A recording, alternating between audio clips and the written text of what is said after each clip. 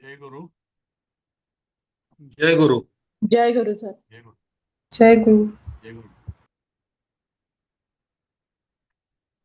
जय गुरु. जय गुरु. झाले.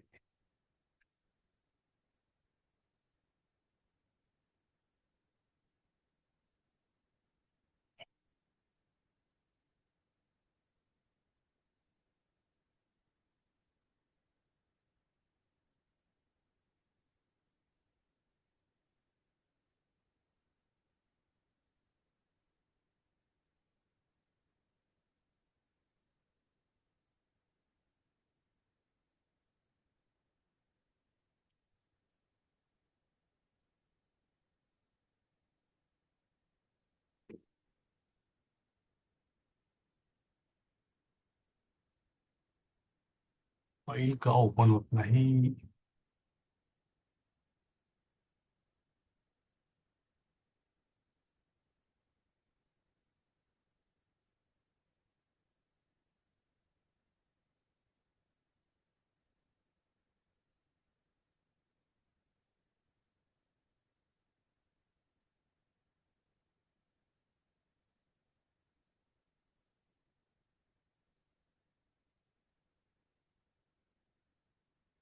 ठीक आहे, दुसरी काढू आपण.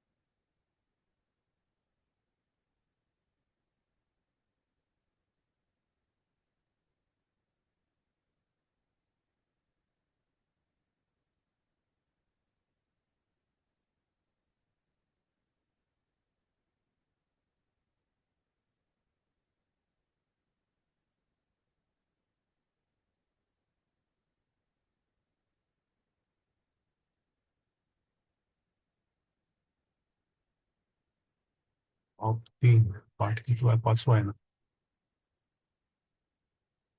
पंचम पाठ. ठीक आहे बघू.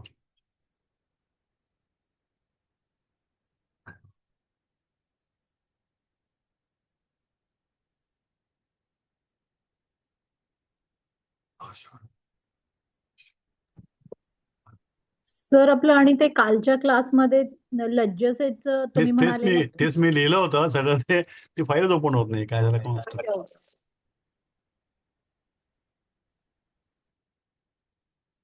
ते सांगतो मी तुम्हाला.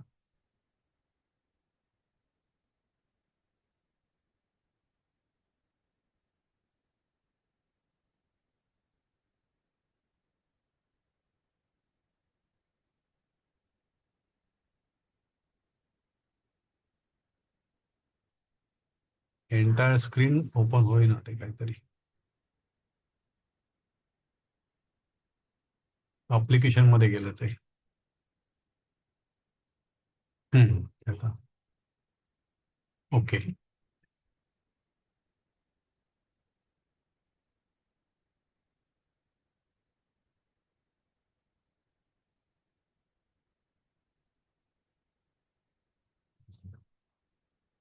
पण इथे का ही दुसरी फाईल ओपन झाली, ती नेमकी ओपन झाली नाही. त्वम कस्मात लज्जसे, या ठिकाणी आपण ही कस्मात जे आहे ते पंचमी विभक्ती वापरली. आपल्या काल ते पंचमी का वापरली आहे. तर त्यात नियम असा आहे की जेव्हा भीती किंवा लाजणे, लाज वाटणे ही भावना जेव्हा एक्सप्रेस करत असते त्यावेळेस ज्या गोष्टीमुळे हे होतं त्या गोष्टीचा उपयोग पंचमीमध्ये व्हावा. जसं आता रक्षस युद्धात भयते, त्याला राक्षसाला युद्धाचं भय वाटतं. विद्यार्थी परीक्षात भय येते, त्याला भय वाटतं परीक्षेचं. तर त्या ठिकाणी पंचमीचा उपयोग व्हावा असा नियम आहे. तसंच लज्ज जिथे असतं, लज्जेमध्ये दोन्ही असतं, लाजणे आणि लाज वाटणे. त्यावेळेला त्याचा जो काही क्रियापद असेल ते पंचमीमध्ये वापरावं असा नियम आहे. जसं आपण नमस्कार करतो देवाला, तर देवाय नमोस्तुते म्हणतो आपण. देवाय म्हणजे चतुर्थी. तर नम धातू जो आहे त्याला नेहमी चतुर्थी अपेक्षित असतं. किंवा आपण जेव्हा सह बघितलं आपण, सहला नेहमी तृतीयेची अपेक्षा असते, की सहच्या बरोबर जे काय क्रियापद असेल ते नेहमी तृतीयमध्ये असतं. मया सह, रामेन सह. तसं इथे पंचमीचं लज्ज आणि भयाच्या संदर्भात जे काय असेल ते क्रियापद. मी याचं तुम्हाला ती फाईल ओपन झाली की पुन्हा ते राईटअप टाकतो मी सेपरेट ग्रुपवरती. पण हे जेव्हा जेव्हा हे क्रियापद असेल लज्ज आणि भयासंबंधीचं काही, तर त्या वेळेला पंचमी विभक्ती वापरली पाहिजे असा नियम त्यातला आहे. अजून काही यावरती आहे सांगायचं काही? हे 5 नंबर मला वाटतं तसंच आहे ना, पाशात मुंचते. हा, पाशातून. पण हे पंचमी. पंचमीच होते हो. ते हा त्या ठिकाणी ठीक आहे. हे कसं हा पाशातून म्हणजे ते क्लिअरच पंचमी येते. हा, ते क्लिअर आहे. ओके. हा, म्हणजे त्या ठिकाणी इनडायरेक्ट. सुटका जी झाली ती पाशामधून झाली, त्या हा बंधनामधून झाली, म्हणून पंचमी हो तिथे योग्यच आहे. तर हे काल आपल्याला काय झालं की लज्ज ह्या ठिकाणी पंचमी म्हणजे त्यातून कशातून कशी लाज आली. लाज वाटते, कशातून लाज वाटते आपल्याला नाही, कशाची लाज वाटते असं मराठीत हम्म. म्हणतो ना. मग षष्ठी का नाही वापरली हो किंवा तृतीय का नाही वापरली किंवा द्वितीय का नाही वापरली? याला घाबरतो, याला लाजतो, याने लाजतो, तर पंचमी हम्म. वापरावा असा नियम आहे. आता काही काही ठिकाणी नियम. कसं आहे की स्पेसिफिक श्लोक आहेत त्यामध्ये, अष्टाध्यायीमध्ये किंवा व्याकरणाच्या यामध्ये, की या ठिकाणी अशा अशा प्रकारची बोलण्याची पद्धत आहे संस्कृतमध्ये. मग ती जी पद्धत आहे ती कोडिफाय केली गेली व्याकरणाच्या नियमामध्ये, आणि मग ते लिहिलं गेलं की या ठिकाणी आपण वापरलं पाहिजे. त्यातला हा वापर एक असा की लज्जसे आणि भीतीमध्ये, भयमध्ये हे पंचमी वापरायला पाहिजे. आपण हे काल बघितलं होतं, रामः आम्रवृक्षम जलेन सिंचती. हे झालं, पुढचे पण झाले की दोन आपल्याला. वयम साफल्यम विंदामः, आम्ही सफलता प्राप्त करतो, हे पण आपण काल घेतलं होतं. सह चंदनेन ललाटम लिंपते, तो चंदनाने कपाळ लिंपतो म्हणजे फासतो. तो चंदन कपाळाला फासतो, लावतो. इथे लिंपतच घेतलं त्यांनी. तर कपाळ म्हणजे आपण काल ते कपाळाला केलं होतं त्या याच्यामध्ये, फाईलमध्ये. ती फाईल मी तुम्हाला देईल नंतर. लता वृक्षेन मिलती. आता मिलतीमध्ये आपण काय म्हणलं होतं की भेटते. आता इथं हा जो शब्द येतो ते लता म्हणजे वेल, झाडाला मिळते म्हणजे ते म्हणजे काय की लपेटते, त्याच्या भोवती फिरते. म्हणून ते इथं इथे त्यांनी भाषांतर करताना मिळते असंच घेतलेलं आहे. वेल झाडाला मिळते किंवा भेटते. पुढच्या 15व्या मात्र योग्य येते, त्वम सायंकाले क्व मिलिष्यसी, कुठे भेटशील, तू संध्याकाळी कुठे भेटशील. आता हे पुढचे जे आहेत दोन, 16 आणि 17, हे काल परवा कोणता विषय काढला होता की हे कृषती कृषंती किंवा असं हे केव्हा होतं मग, किंवा या ठिकाणी मग काय म्हणतात त्याला, परस्मैपदी केव्हा आणि आत्मनेपदी केव्हा. तर 16व्या मध्ये आपण बघतो इथे की कृषकः भूमीम कृषंती, शेतकरी जमीन नांगरता. कृष म्हणजे ओढणे ऍक्च्युली. नांगर ओढला जातो, नांगर ढकलला जातो, म्हणून त्याला कृष हा धातू लागलेला इथे. आणि ते हे काम करणारा जो होतो कृषक. मग कृषक हा भूमी म्हणजे भूमीला नांगरतो. कृषक हा बहुवचन आहे, म्हणून कृषक हा भूमीम नांगरतो, जमिनीला नांगरतो. इथे वापरलेलं काय, कृषंती वापरलंय, कृषंते नाही म्हटलं. कारण इथे ते अनेक शेतकरी, भूमी अनेक जमिनी असतील कदाचित किंवा एकही जमीन असेल, पण ते अनेक जणांवरती परिणाम झाला त्याचा, म्हणून ते कृषंती घेतलं, कृषंते नाही घेतलं.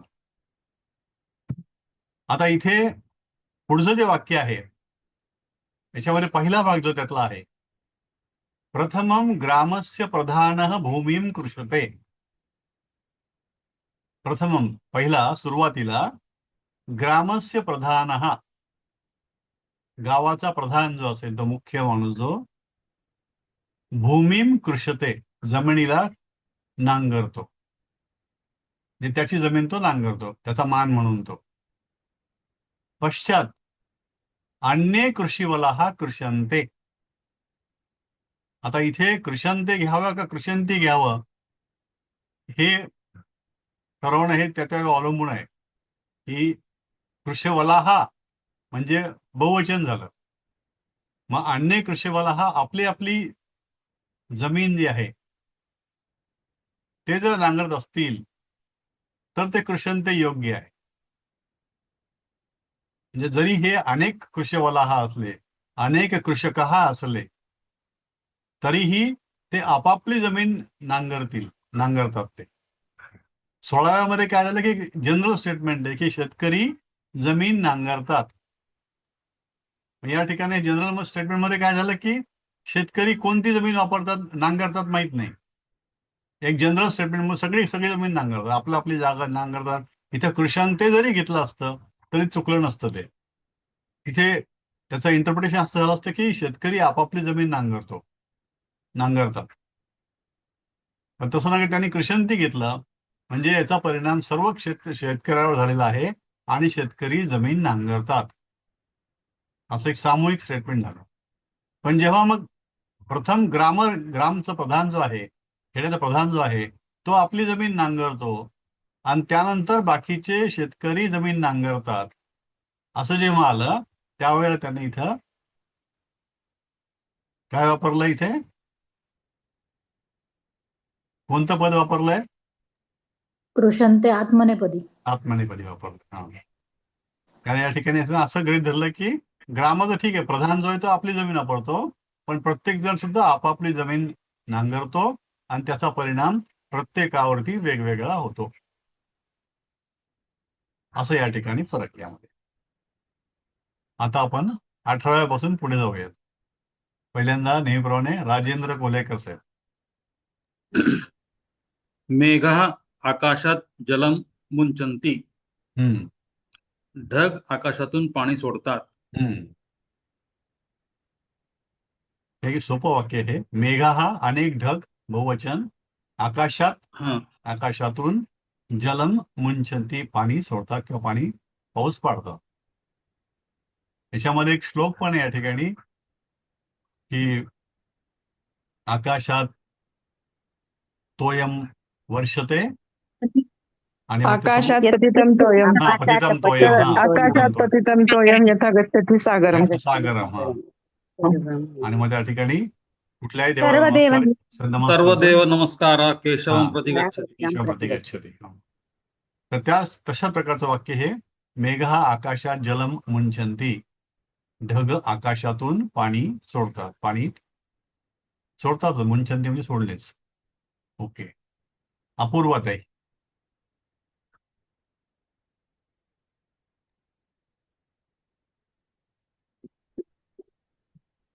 सॉरी सर, कुकरची 19वा. शक्ती. हा. अहम धेनुं वने चारितुं गोष्ठात मुंचामी. अहम मी गाईला वनामध्ये चरण्याचारितुं प्रत्येसाठी गोठ्यातून सोडतो, मोकळे करतो. आता फक्त इथे एवढंच आहे की चारईतुम म्हटलेलं आहे, चरईतुम नाही म्हटलेलं. चारईतुम म्हणजे चारण्यासाठी, त्यांना चारा खाऊ घालण्यासाठी. म्हणजे हे प्रेरक धातू झाला हा. जर चरईतुम असेल तर खाण्यासाठी, आणि चारईतुम म्हणजे खाऊ घालण्यासाठी, चरविण्यासाठी. इथे वापरला शब्द म्हणजे चरण्यासाठी वापरलेला नाही याचा मराठी भाषांतरामध्ये. चरविण्यासाठी, चारा खाऊ घालण्यासाठी. अहम धेनुम द्वितीया, मी धेनूला वनामध्ये चारा घालण्यासाठी, चरविण्यासाठी, गोष्ठात पंचमी म्हणजे गोठ्यामधून, मुंचामी मोकळे करतो किंवा सोडतो. मग ओके. सर इथे तो तुमन प्रत्यय वापरलाय म्हणून मग चरचं चार होतं, तर चार झालं का मग? नाही, तसं नाही. त्याचा उद्देशच तो त्यांना स्पेसिफिकली लिहायचंच आहे की आम्हाला चारवण्यासाठीच नेतोय आम्ही त्यांना. अच्छा. त्या काय म्हणतात वनामध्ये त्यांना खाऊ घालण्यासाठीच घेऊन जातो आम्ही. आता ते ऍक्च्युअली खाऊ घालत नाही तिथे, पण इथे शब्द वापरला त्या ठिकाणी. तिथे मोकळं सोडले त्यांचे ते खातात त्या ठिकाणी. पण आम्ही चारण्यासाठी नेतो. आपण या मराठीमध्ये चारण्यासाठी म्हणतो. तर ते चारईतुम हा स्पेसिफिकली वापरला त्याने, किंवा आमचा उद्देश आहे की तिथे चारायला घेऊन जायचं, त्यांना खाऊ घालायचं तिथे. हे खा तुम्ही. या माधुरीत आहे. प्रह्लादः ध्यानेन परम सुखम अविदन्त. प्रह्लादाने अविदंत नाही, ध्यान अविंदत. अविंदत. नाही, त जे ना मोडायचं नाही, म्हणजे मोडायचं. अविंदत, तचा उच्चार हलका करायचा. अविंदत. हम्म. हम्म.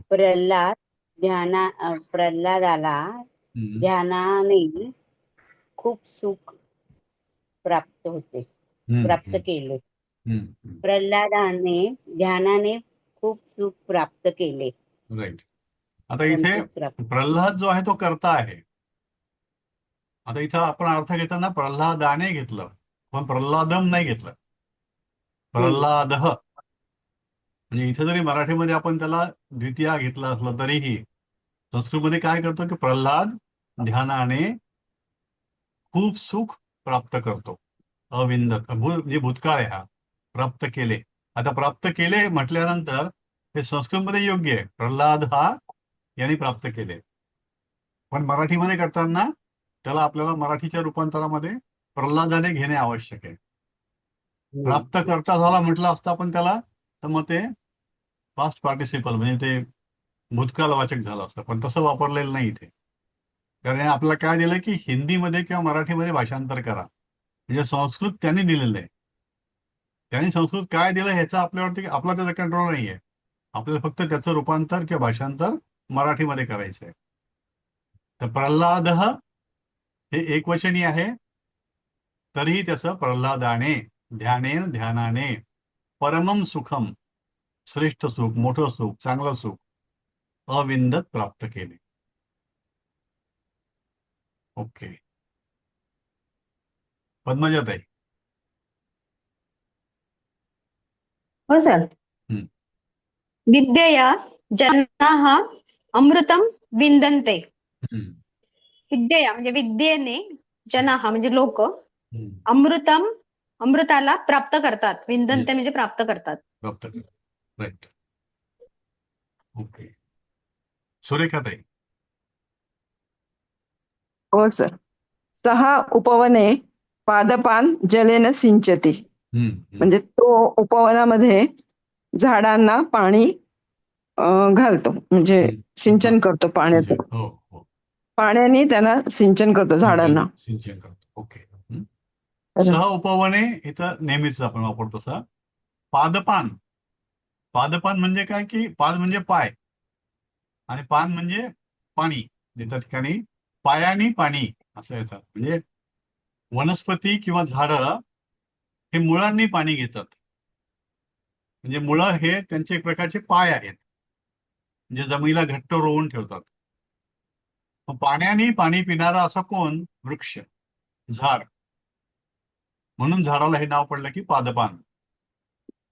मग तो उपवनामध्ये, बागेमध्ये, उद्यानामध्ये झाडाला पादप हे एक वचन झालं, पादपाने बहुवचन झालं. झाडांना जलेन पाण्याने सिंचती सिंचन करतो.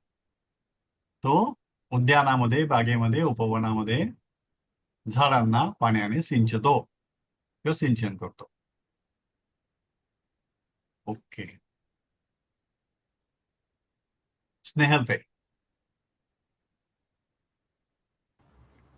आज मैं प्रसन्न हूँ. अद्य अहम प्रहृष्टः अस्मि. हा शब्द आपण बघितला, प्रभृष्ट. हृष्ट धातूपासून झालेला तो, आणि त्याला प्र उपसर्ग लागलाय. हृष्ट म्हणजे आनंद होणे, आणि हृष्ट म्हणजे प्रकर्षाने, म्हणजे खूप आनंद होणे, खूप आनंदी होणे. मी आज प्रसन्न आहे. आपण या ठिकाणी साधंही नुसतं म्हणलं की अद्यहम प्रसन्न अस्मी, हे पण चाललं असतं. पण त्या नवीन शब्द वापरला इथे, प्रवृष्ट. अद्य अहम प्रवृष्ट अस्मी, मी आज आनंदी आहे, खूप प्रसन्न आहे. Okay, thank you. रवींद्र जोशी. आज तो सभी प्रसन्न है. हम्म. हे वरच्यासारखंच आजच हो. आद्य. हा. हम्म. तो साठी तू येत आहे, हम्म. आणि सभी म्हणजे सर्वे, हम्म. प्रसन्न किंवा प्रहृष्ट हम्म. संती हम्म. है. सो हम्म. अद्य तू सर्वे प्रसन्न संती. हम्म. आता वरती फक्त एकच फरक याच्यामध्ये, की वरती एक वचन होतं अहम प्रवृष्ट, इथे सर्वे प्रवृष्ट. सर्वे सर्वे हे बहुवचन आहे, म्हणून प्रवृष्ट संती. सुद्धा बहुवचन झालं. क्रियापद सुद्धा संती झालं, वरती अस्मी होत. ओके, वर्तमान काळ. राईट. शुभदा कुलकर्णी. हो सर. हम्म. क्या तू शिकार के लिए जंगल में जाएगा? हम्म. क्या मतलब किम, हम्म. शिकार के लिए, मृगयार्थम, हम्म. अटव्याम गमिष्यसि, हम्म. अटव्याम त्वम काय आहे? जंगल. नाही, हा, अटव्याम म्हणजे हे काय, म्हणजे हे व्याकरणामध्ये काय आहे? अच्छा अच्छा, सॉरी. अटव्याम तुम्हाला नाही ह्याच्यावर सुद्धा लक्षात येत. करता येतं ना, तुम्ही आता हा? हिंदीतून संस्कृतमध्ये करताय ना, हे अटव्याम कुठून हो ना, एकदम हो. आलं? हा, म्हणजे आपला शब्द कोणता इथे?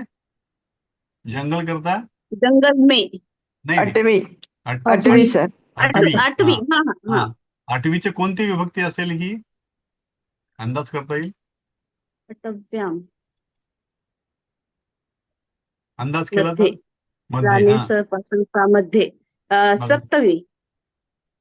नद्याम, नद्योः नदीषु, नद्याम. नाही. नाही, हा हा. नद्यांच्या हो, ऐवजी सप्तमी येईल आठव्याम. ना सर. हा, नद्यांच्या हा, ऐवजी अटव्याम. आठव्याम. हा, अटव्याम. तर आठवी म्हणजे जंगल, आणि अटव्याम म्हणजे जंगलामध्ये. जंगलामध्ये. किम मृगयार्थम अटव्याम गमिष्यसि. गमिष्यसि भविष्यकाळ आहे, भविष्य जाएगा. काळ असल्यामुळे हम्म. हा, हम्म. आणि ओके, त्वमुळे सी. Okay, okay. आणि जय सर मा- मला अजून हा. वरचं एक विचारायचं होतं. हम्म. वरच्या ह्याच्यामध्ये 18वा जो वाक्य आहे, हम्म. मेघा आकाशात जलम मुंचंती, हम्म. तर ते परस्मै पदी आहे ना, हो, आणि मुंच हा धातू उभयपदी आहे. जर ह्याला आपल्याला आत्मनेपदी सारखं वाक्य बनवायचं असेल तर काही नाही, मुंचनते. मुंचनते, म्हणजे हम्म. जलम मेघात मुंचनते असं म्हणायचं का, हे असंच वापरायचं सगळं? नाही, तुम्हाला ते कसं आहे, मुंचंती का वापरलं, तर ह्याच्या मागे कारण पण असतं ना, की मेघामधून पाऊस पडतो तो काही एकट्यासाठी पडत नाही, कोणासाठी, सगळ्यांसाठी पडतो. हा, त्याचा सगळ्यांसाठी पण. परिणाम जो त्याचा आहे तो सर्वांवर होतो. हम्म. आणि जसं अहम स्वयं मुंचते, मी स्वतः सुटका करून घेतली, मी स्वतःला हा. सोडवलं, किंवा मी स्वतःला सोडवतो, किंवा अहम मया अमुंचत, म्हणजे मी माझी सुटका केली, तर त्यावेळेला हे झालं परस्मैपदी, आत्मनेपदी. आत्मनेपदी. जेव्हा आपल्यावर परिणाम होतो, एकट्यावर परिणाम होतो, जो कर्ता आहे तो स्वतःवरती ज्याचा परिणाम होतो त्या कृतीचा, त्यावेळेला ते आत्मनेपदी. जेव्हा समोरच्या व्यक्तीपेक्षा, एकापेक्षा जास्त व्यक्तीवरती परिणाम होतो, त्यावेळेला ते परस्मैपदी. पर म्हणजे दुसरा, अच्छा. आत्म म्हणजे हम्म, स्वतः. ओके. म्हणजे बरोबर आहे का मी काय सांगतो, तुम्हाला तेच पाहिजे का, वेगळं पाहिजे काही? नाही नाही, तसंच विचारायचं होतं की ओके, ओके. जर धातू दोन्ही मध्ये चालत असेल, हा, परस्मै आणि हा, आत्मनेपदी, हा, तर पण ते कसं कसं आहे, करायचं? हा, की कुठेही वापरावं असं नाही, ते कुठेही का हा, वापरावं हे पण आपल्याला ठरवता आलं पाहिजे.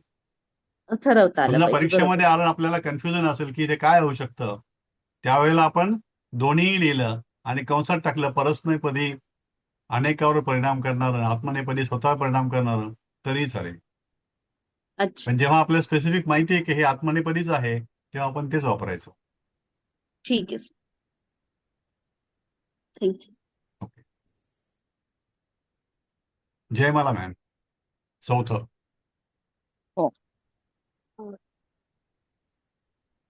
मेरे साथ शिकार के लिए और कौन जाएगा?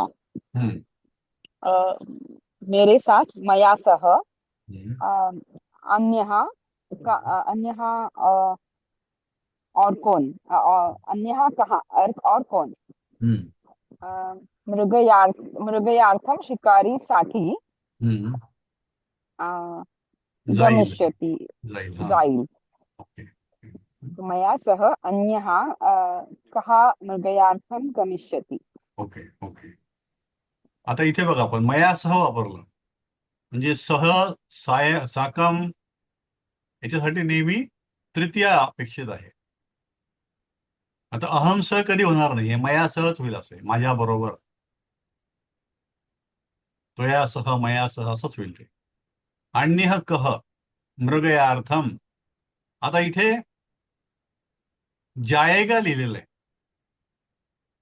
ठीक आहे, तसं म्हणजे लॉजिकल आपण विचार केला तर मेरे साथ शिकार के लिए और कौन आएगा असं आपण विचारणार.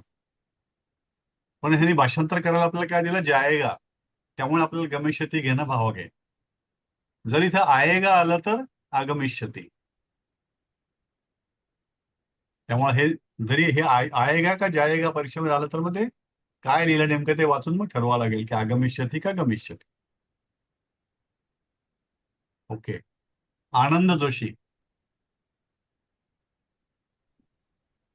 उस एकांत जंगल में हम जाएंगे.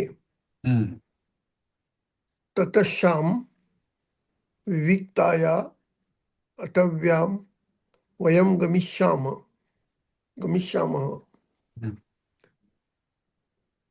तर उस ते एकांत हा बोला बोला. उस एक म्हणजे ततश्याम ना. नाही, तत्स्याम नाही, ऍक्च्युअली तस्यामध्ये ते टायपिंगची चूक आहे ती. तस्याम म्हणजे त्या. आता हे पीडीएफ असल्यामुळे जाईल का नाही काय माहिती, नाही जात ते. दुसऱ्यामध्ये करेक्शन केलंय मी, ते ओपन झालं नाही. तश्याम का उस म्हणजे त्या आठव्याम. विविक आठव्याम म्हणजे जंगलामध्ये. वरती बघितलं ना आठव्याम, जंगलामध्ये ते तिसऱ्यामध्ये आहे विविक्ताया. आठव्याम. हा, आधी कसं की तुम्हाला हे जंगल में हे ठरवावं लागेल. उस जंगल में तस्याम आठव्याम म्हणजे एकांत. तस्याम एकांतचा शब्द आठव्याम. कोणता आहे, विविक्त. म्हणजे विविक्त म्हणजे एकांत एकांत आहे का शब्द इथं, विविक्त. हे 17वं विविक्त म्हणजे विविक्तः. एकांत. एकांत. हा, मग आता एकांत घेतल्यानंतर काय होईल तुम्हाला तिथे, अटव्याम घेतलं तुम्ही इथे. उस जंगल में तस्याम विविक्ताया. अटव्याम म्हणून तुम्हाला विविक्तहचं जे आहे ते विविक्तायाम. विविक्त म्हणजे काय झालं, हे जंगलाचं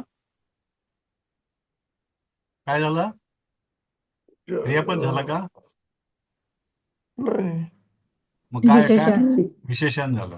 विशेषण. हा, म्हणून त्याला विविक्तायाम घ्यावं लागेल. विविक्ताया म्हणजे काय, जी एकांत. विभक्ती जंगलाची आहे तीच विभक्ती विविक्तहची होईल. अच्छा. तस्याम विविक्तायाम अटव्याम, मग हम जाएंगे ते ठीक आहे. म्हणजे वयम गमिष्याम.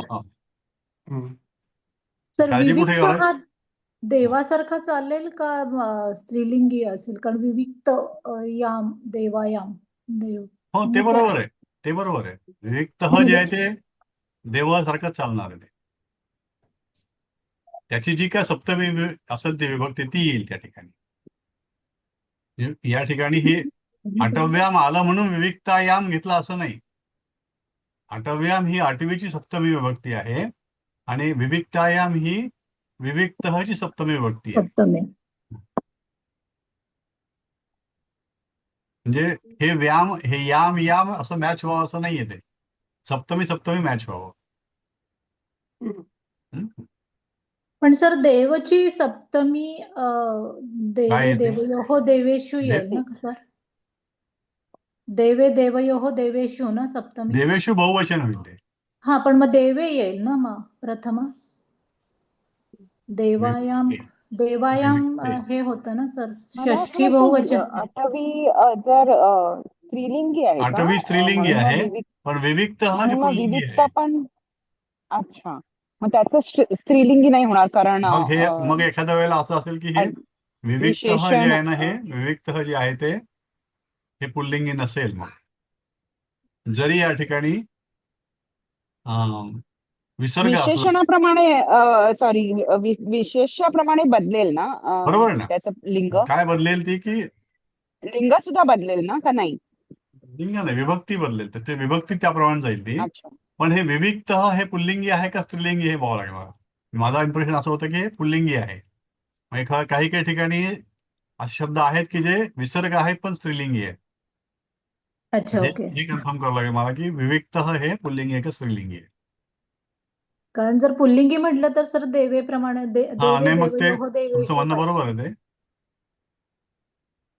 ते काय झालं नेमकं ते ठीक आहे, हे बघून घेऊ आपण. विविक्ते व्हायला पाहिजे का विविक्तायाम? ठीक आहे, विविक्तायाम का झालं? का तुम्ही म्हणता तसं सरळ सरळ स्त्रीलिंगीप्रमाणे बदललं ते. मग नेमका नियम काय बघू आपण त्याला. 6वं सुनंदाताई. हाँ सर। हाँ। चांदनी में वृक्ष पर बैठेंगे।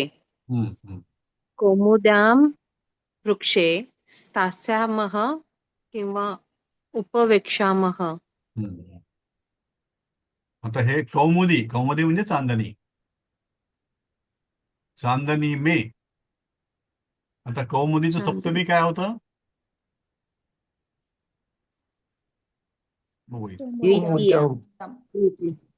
नद्याम है ना, तसं कौमुदीचं कौमुद्याम। कौमुदीम, कौमुद्याम. कौमुद्याम.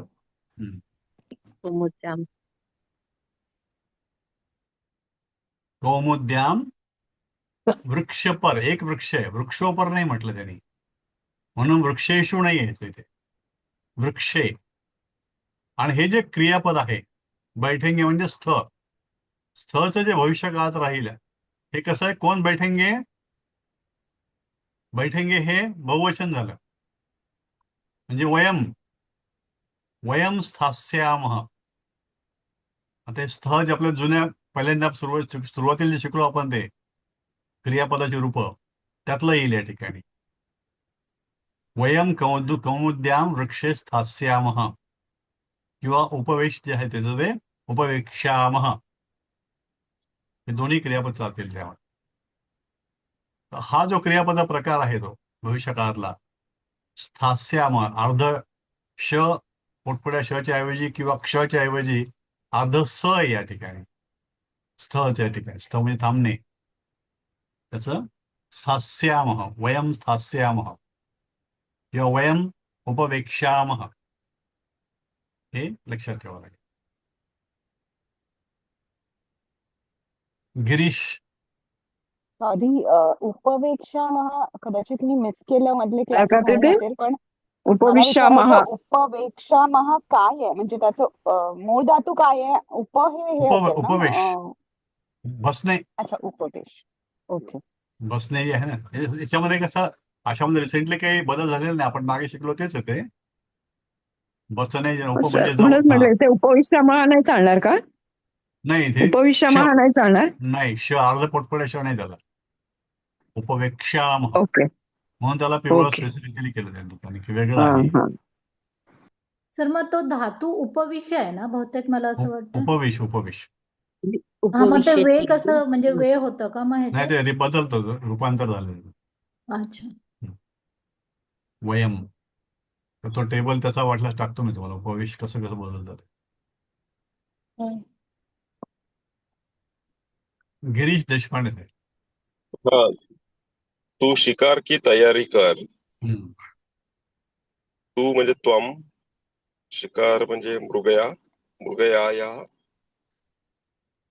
तयारीला ते संभारम. संभारम हा इथे शब्द आहे ना आपल्या गेला तो याच्यामध्ये. इथे कुठे गेला संभारम? संभे 15वं संभार म्हणजे तयारी. तयारी. हा, संभार करू म्हणजे हा. कर. हा. तू शिकारीची तयारी कर. त्वम आता शब्द जो आहे तो मृगया आहे ते. शिकारीची मृगयायः. मृगया आहे तो स्त्रीलिंगी, षष्ठी त्याचं मृगयायः. संभारम कुरु, तयारी कर. आता कोण राहिलंय अजून? कोणी राहिलाय का शिल्लक आतापर्यंत नाही आलेला? स्नेहल त्याचं नाव दिसतंय मला खाली. तुमचं झालं एकदा, पण शेवटचं घेऊन टाका तुम्ही. हो सर. अजून वेळ आहे? हा. वहाँ सेना नहीं जाएगी हम्म. तत्र वाहिनी न गमिष्यति. वहा सेना नहीं जाएगी. वाहिनी शब्द, तर वाहिनी हा बरेचदा बंगालीमध्ये वापरला जातो. बांगलादेशच्या युद्धामध्ये तेव्हा ते बंग वाहिनी म्हणायत त्याला. ते सेना म्हणजे त्यांची मुक्ती वाहिनी, मुक्ती सेना. तर ते तत्र वाहिनी न गमिष्यति. वाहिनी म्हणजे सेना, सैन्य त्या ठिकाणचं. त्या सैन्यासाठी वाटतं 2 शब्द गेले आपल्याला इथे आता. अनिकिनी. हा, आणखीन म्हणजे हा जास्त वापरात नाहीये इथे वाटतं ना, नाही कुठे वरती आहे. वाहिनी आणि अनिकिनी, 5वं आणि 6वं. अनिकिनी म्हणजे सेना, वाहिनी म्हणजे सेना. वहां सेना नहीं जाएगी तत्र वाहिनी न गमिष्यति.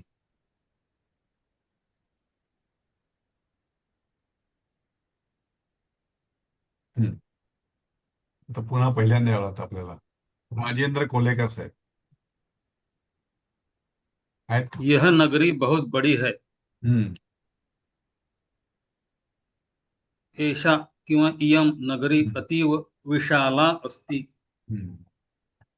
इयं नगरी बहुत अतीव बड़ी विशाला अस्ति. आता इथे विशाला वापरला त्यांनी. याच्यामध्ये थोडस मला एक पाहण्यात आलं की नगरी जी असेल, नगरी हे इकारांत स्त्रीलिंगी आहे आणि इथे वापरला पण विशाला. तर त्या ठिकाणी विशाली हे सुद्धा विशेषण वापरलेलं आहे. आणि त्यात स्पेसिफिकली सांगितलं त्यांनी की अशा वेळेला नगरी असेल जी इकारांती जर स्त्रीलिंगी असेल तर त्याचं विशेषण सुद्धा हे इकारांती स्त्रीलिंगी पाहिजे, म्हणून विशाली करावं. पण इथे त्यावेळेला विशाला घेतलेला आहे. आपण त्याला सध्या तरी विशाला हेच ठेवू. जर मला कन्फर्म झालं की ते विशाली आहे तर मी तुम्हाला ते सांगेन.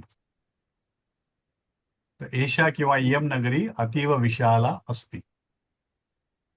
अपूर्वताई. तुम उदास क्यों हो? त्वम ओके. विषण्णः किमर्थम विषण्णः असि. दिलेलंच आहे तर त्याचा अर्थ जरी काढता आपला खूप झाला त्याला. त्वम किमर्थम, क्यों, का. इथं किम नाही होणार, ते किमर्थम, का. उदास हा शब्द दिलाय विषण्णः आणि हो त्वम म्हणजे समोरचा आहे तो म्हणजे असी. हेच क्रियापद लक्षात ठेवावे आपल्याला की त्वमच्या समोर काय येईल. अस्ति येईल किंवा दुसरं एखादं वापरलं आपण चालेल का, मग आपल्याला ते असे आठवलं पाहिजे नेमकं. त्वम किमर्थम विषण्णः असि. तर ही वाक्य लिहिण्याची थोडी प्रॅक्टिसच करावं लागेल की त्वमच्या पुढे असेल तर वर्तमान काळामध्ये एकवचनी असि. ओके. माधुरी कुलकर्णी मॅम. नदी के किनारे कौन बैठा है. नदीच्या किनाऱ्यावर कोण बसले आहे.